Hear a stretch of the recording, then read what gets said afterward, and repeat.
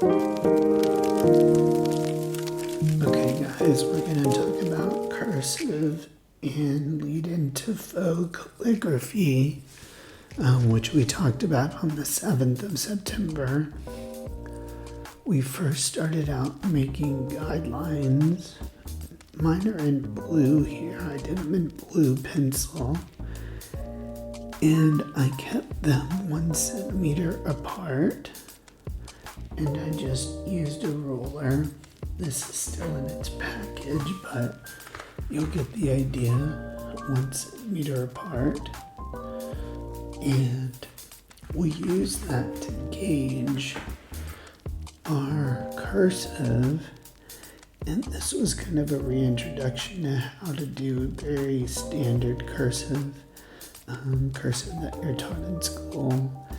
And we also talked about the difference between our baseline, which is the predominant line that we start from, that each letter starts from, the X height, which is the amount of height that a typical letter X goes to, but also some other letters like A, C, and even the body of D and E.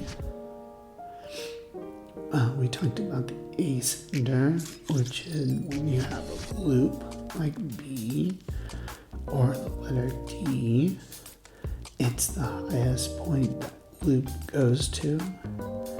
And when you have a descender and you have a letter G or F, it's the lowest point of the loop. And these are very basic terms regarding guidelines for cursive and calligraphy. The thing I want you to keep most in mind is to slow down with your work. Slow down when you create these letters, and let's really focus on getting the most elegant work you can do and really hone our craftsmanship so we can start to take pride in our work, and we get that through patience and practice.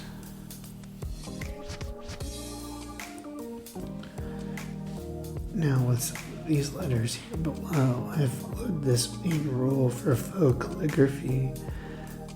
Any upstroke is a thin line and every downstroke is a thick line. Now, this should remind you that it's a dynamic line because it changes from thin to thick, and we discussed that in our types of lines a couple of days ago. Now, in this letter A and in a lot of these letters, I've indicated how I do and what my strokes are like to make a letter A in this case. My first stroke is coming down, second stroke is coming back up, almost in an oval fashion. And I always want to keep in mind that all my letters should be at an angle.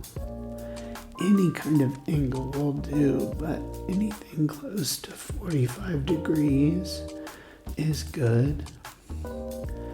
So once I have that established, I've now want to indicate what strokes are downward strokes. So if I started over here and go down, I know that this stroke is going to be thick, and this finishing stroke that looks like half of a letter U is down, so that's going to be thick too.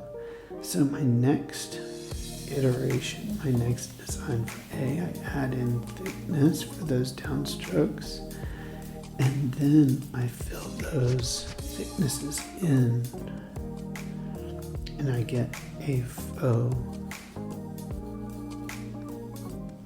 calligraphy letter. Now I did the same thing with the letter B. Made sure to note what was my downstroke, which was right here. There's up and then down and then up again. And then kind of this little dip to the side. And then there's my thickness right there, which I filled in. the letter C, which is up and then down in that direction, and then filled in, and D, E, and so on.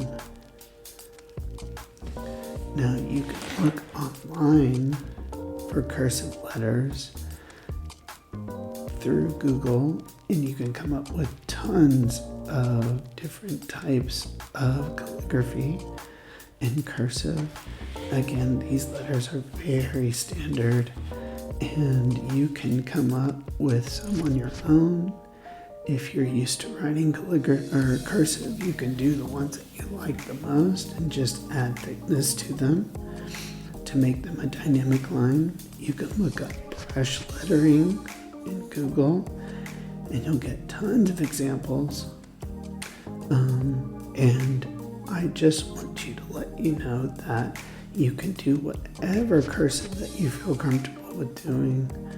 You can deviate if you wish, but keep stylized, and remember scale and proportion and variety, and also keep in mind elegance and fluidity in your mind. Okay? Guys, have a good time. Remember, I think I required you to do 10 letters in faux calligraphy and in cursive. So practice those, and I'll see you next time. Take care.